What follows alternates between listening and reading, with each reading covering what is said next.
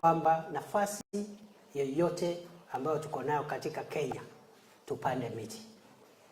Ameagiza sana sana ardhi ya magereza, asilimia 20 ya ardhi yote yetu ya magereza iwe na miti, so that we can save our country from climate change. Lazima tukabiliane na mabadiliko ya hewa ambayo yameleta ukosefu wa mvua na ukosefu wa chakula katika taifa letu.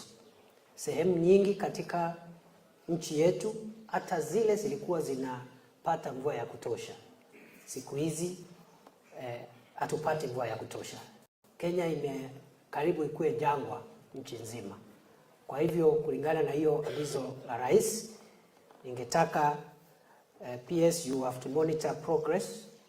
I want to be updated every month how many trees have been planted and how far we are towards achieving or implementing the presidential directive of 20% of all lands belonging to our correctional services being under tree cover.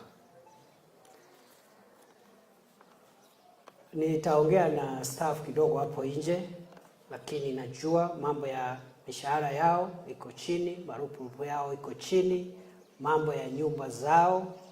I think there's a lot of work to be done here.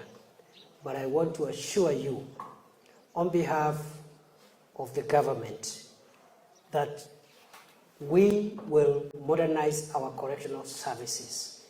And I want to be taken to account 5 years today, when President Ruto is asking for re-election.